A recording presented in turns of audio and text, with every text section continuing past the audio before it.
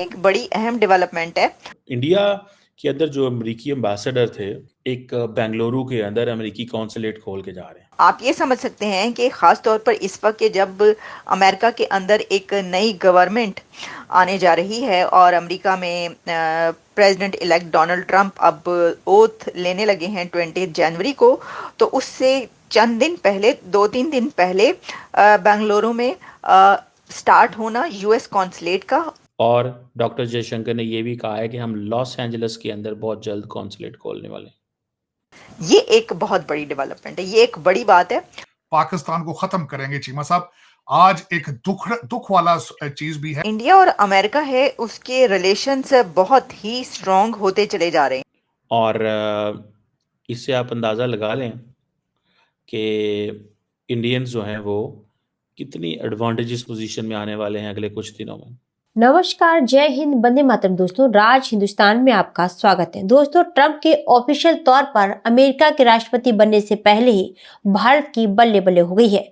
जी हां दोस्तों, अमेरिका ने आधिकारिक तौर पर बेंगलुरु में अपना वाणिज्य दूतावास खोला है, जो भारत और अमेरिका के बीच मजबूत होते संबंधों में एक नया अध्याय है, जिसे देख पाकिस्तान को दौरे पड़ रहे हैं। जी हाँ दोस्तों, आपको बता दें कि भारत में अमेरिका का यह 5वां वाणिज्य दूतावास है। पाकिस्तान को यह बात पच नहीं रही है कि एक तरफ अमेरिका भारत में वाणिज्य दूतावास खोलता है तो दूसरी तरफ भारत को ट्रंप की ओथ सेरेमनी में इनवाइट करता है, जबकि पाकिस्तान को ऑफिशियली इनवाइट नहीं किया गया है, जिससे पाकिस्तान में चीख पुकार मची हुई है कि ट्रंप के आने के बाद आखिर पाकिस्तान का क्या होगा। तो दोस्तों, आइए चलते हैं और देखते हैं कि पाकिस्तानी मीडिया का इस पर क्या कहना है। वैसे तो इसमें बहुत सारे फैक्टर्स हैं जिस पे हम कई बार पहले भी बात करते रहे हैं, लेकिन अभी की जो डेवलपमेंट है वो ये है कि जो यूएस कॉन्सुलेट है वो ओपन हुई है बेंगलुरु में, और वहाँ पर डॉक्टर जयशंकर ने भी बात की है और जो एरिक गारसेटी हैं उन्होंने भी बात की है। बड़ी इम्पॉर्टेंट बातचीत है ये। आप ये समझ सकते हैं कि ख़ास तौर पर इस वक्त के जब अमेरिका के अंदर एक नई गवर्नमेंट आने जा रही है और अमेरिका में प्रेसिडेंट इलेक्ट डोनाल्ड ट्रंप अब ओथ लेने लगे हैं 20 जनवरी को, तो उससे चंद दिन पहले, 2-3 दिन पहले बेंगलुरु में स्टार्ट होना यूएस कॉन्सुलेट का, और वहाँ पर डॉक्टर जयशंकर का ये कहना कि लॉस एंजलिस में इंडियन कॉन्सुलेट स्टार्ट होने जा रही है, हम लॉस एंजलिस में इंडियन कॉन्सुलेट खोल रहे हैं। ये एक बहुत बड़ी डेवलपमेंट है, ये एक बड़ी बात है, और इससे ये पता चल रहा है कि जो ट्रंप का एरा है उसमें इंडिया और अमेरिका के रिलेशन से कितने स्ट्रॉन्ग होंगे। अच्छा, इसमें कुछ ऐसी बातें भी हुई जिसका हो सकता है कि आपको भी हिस्ट्री का बहुत सारे लोगों को ना इल्म हो, और हमें भी कुछ बहुत सारे अमेरिकन्स भी ऐसे हों, बहुत से इंडियंस भी ऐसे हों जिनको ना पता हो, जो कि एरिक गारसिटी ने वहाँ पर बातचीत करते हुए उसको कहा, बयान, कुछ हिस्ट्री उन्होंने जो है वो बताई है। इससे पहले कि मैं उस हिस्ट्री की तरफ आऊँ, पहले आपको ये बताई दें कि डॉक्टर जयशंकर ने वहाँ पर बातचीत करते हुए कहा कि India has about 3,50,000 students in US and a diaspora of 5 million people in United States, building a powerful case for the US to get around to issue visas for Bengaluru as early as possible। वहाँ पे जो उन्होंने stress दिया इस बात पर कि visas जो हैं उसके लिए, क्योंकि इंडिया एक पावरफुल केस बनाता है, इस तरीके से बनाता है कि कितनी बड़ी तादाद में भारत के जो स्टूडेंट्स हैं वो यहाँ पर अमेरिका में हैं, और कितना बड़ा डायस्पोरा है। डायस्पोरा कहाँ पर नहीं है भारत का, वो तो पूरी दुनिया में मौजूद है, आप जानते हैं। अच्छा, इसके ऊपर जो एक्सटर्नल अफेयर्स मिनिस्टर थे उन्होंने ये कहा कि वो जो है उन्होंने ही had urged the United States to establish a US consulate in Bengaluru and promised to open an Indian diplomatic mission in Los Angeles। कि उन्होंने ये अर्ज किया था कि यहाँ पर होनी चाहिए यूएस कॉन्सुलेट, और फिर उन्होंने ये कहा कि वो उन्होंने ये भी उनको बताया कि आप यहाँ पर खोलें तो हम लॉस एंजलिस में खोलेंगे। तो अब जो भारतीय एक न्यू कॉन्सुलेट ओपन होगी वो न्यू लॉस एंजलिस में होगी, क्योंकि अब नया लॉस एंजलिस बनेगा। देख लेना, लॉस एंजलिस के कितने एरियाज तो अब जल चुके हैं, वो जो आग लगी उसकी वजह से। तो अब कहा जा रहा है एक नया smart city, new smart Los Angeles बनने जा रहा है, तो वहाँ पर इंडिया नई अपनी कॉन्सुलेट ओपन करने जा रहा है। लेकिन चीमा साहब, उसमें आज डॉक्टर जयशंकर साहब आ रहे हैं, हैवी मैंडेट लेकर वो भी आ रहे हैं।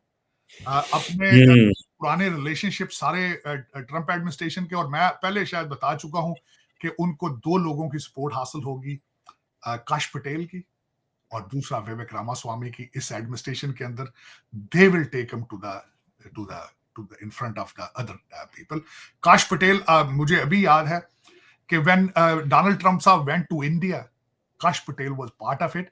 और मुझे ये भी पता है कि उनको उस वक्त हमारे अमेरिका के अंदर जो भारत के एम्बेसडर थे तरनजीत संधू साहब, वो ही took him to the Modi to meet Kash Patel. Kash Patel is a very key individual in the new cabinet, very strong, उनका इन्फ्लुएंस बहुत ज्यादा। विवेक रामास्वामी एज वेल। और दूसरी आपके देखने वालों को ये बताऊंगा कि जो सीट फ्लोरिडा से खाली हो रही है, हमारे जो नए सेक्रेटरी ऑफ स्टेट बन रहे हैं रूबियो की सेनेट की, हाँ जी, उस सीट में से डोनाल्ड ट्रंप साहब ने विवेक रामास्वामी साहब को कहा कि you become a senator from there. So it mean imagine about it कि how strong the Vivek Ramaswamy is in the current administration. तो और तीसरा चीमा साहब देखें, मैं हर कंपैरिजन नहीं करता, मैं तो उनको भी अपने समझता हूं, भारतीय भी हमारे हिस्सा है, लेकिन हम कहां हैं?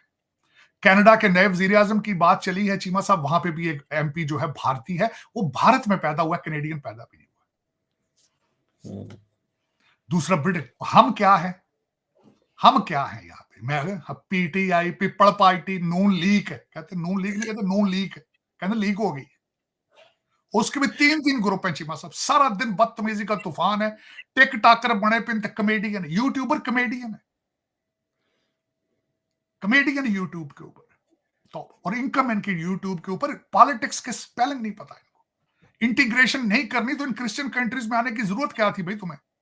क्यों तुम बोझ बन गए हो इन क्रिश्चियन कंट्रीज पे आके? अगर तुम्हें इस्लाम से इतना कुछ था तो जाते वहां पे अजाने सुनो, सऊदी अरब जा बलाग चुको, इत्थे क्यों खजल होने लगे हो? वो मरन लगे ने किश्तियां च, उन्होंने दुबई भेजो, उत्थे भेजो, ओमान मस्कत भेजो, उन्होंने स्पेन क्यों कहते हो जाओ, इटली जाओ, स्पेन जाना, इटली जाना, मेरी क्रिश्चियन कंट्रीज अच्छी सब ये। फिर यहां आके नहीं ऐसी पीटीआई, ऐसी पीटीआई, 6 ग्रुप ओदे बने, सब जेडे गाली गलोच एक दूसरे का। ये नहीं देखते कि साथ पड़ोसी मुल्क है, वो लोग तालीम की वजह से कहां पहुंच रहे हैं। आज जो आप बात कर रहे थे चीमा साहब कि डॉक्टर जयशंकर साहब की पहली प्रायोरिटी होगी कि वो किस तरीके से अपने H1B वीजे को, किस तरह नंबर्स उनके कैप खत्म कराते हैं। आपके कंट्री के अंदर कितने लोग क्वालिफाई करते होंगे H1B वीजे पे अमेरिका आने के लिए? है कोई? नहीं। खुद अपने क्रेडेंशियल्स, अपने डॉक्यूमेंट भेज के, जॉब लेकर अमेरिकन एम्बेसी में इंटरव्यू दे के आके अमेरिका आने की सलाहियत कितने लोग रखते होंगे? कभी किसी ने सोचा ये? क्रिटिसाइज बस, नहीं जी, नहीं नहीं जी, नहीं। और डायरेक्शन जी सारी की सारी मेरा मुझे ये पता है, मुर्शद पाक की कैबिनेट देखें, सारी की सारी अमेरिकन और ब्रिटिश थी चीमा साहब। ਉਹਦੇ किन्ने सन ऐसे दाड़ियां वाले जेडे तहज्जुद गुजार सन, कितने थे उनमें? सारे आज भी दोबारा अगर वजीर आज़म बना, आप देख लेंगे, गोगियां नचणगियां, फिर दोबारा गोगियां हर्षा करेंगी उत्थे, फिर ठीक है। अच्छा, ਉਹ ਜਿਹਨੂੰ ਪੰਜਾਬੀ ਸਾਡੇ ਤੇ ਕਹਿੰਦੇ ਨੇ ਨਾ, ਤੁਹਾਡੀ ਗੱਲ सही है। हम तो तारड़ साहब H1B1 पे आते ही नहीं है हमारी। तो आज उन्होंने कहा है कि मार्को रूबियो को, मैंने पहली बात करनी है कि इंडियंस को H1B दो, इंडियंस को H1B। तारड़ साहब हमारी कोई प्रायोरिटी नहीं है, इंडियंस तो डोमिनेट करके फिर वहां पे ट्रम्प कैबिनेट के ऊपर पूरी दुनिया में चीमा साहब, पूरी दुनिया। आप अफ्रीका में देखें जाके, मैं कई दफा अफ्रीका, मेरे कई दोस्त हैं, आप देखें सारे का सारा बिजनेस उनके पास। अफ्रीका की पूरी economy is controlled by Indians, वो टोटल इकोनॉमी। इंग्लैंड आप देख लें, कनाडा आप देख लें, अमेरिका देख लें, फर्क क्या है? तालीम, सिर्फ एक फर्क है, तालीम। माइंडसेट। आप लोग वर्केबल नहीं है। अमेरिकन या वेस्टर्न कंट्रीज के अंदर वो ढूंढते फिर रहे हैं कि हमें वर्केबल मुसलमान मिले। आपका एजेंडा क्या है? या मुसलमान हो जो, या थोड़ा सी गाटा ला जाएंगे, तौड़ ला जाएंगे। सही बात, तारड़ साहब सही, बिल्कुल सही कह रहे हैं। ये पता नहीं अजीब माइंडसेट है। खुद अच्छा मुसलमान बनने की कोशिश नहीं करते, खुद इस्लाम को समझने की कोशिश नहीं करते। काम उन्होंने शुरू कर दिया।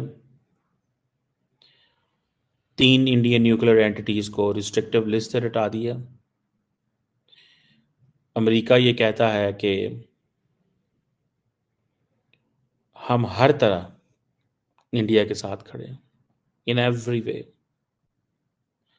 एवरी वे हम इंडिया के साथ खड़े हैं।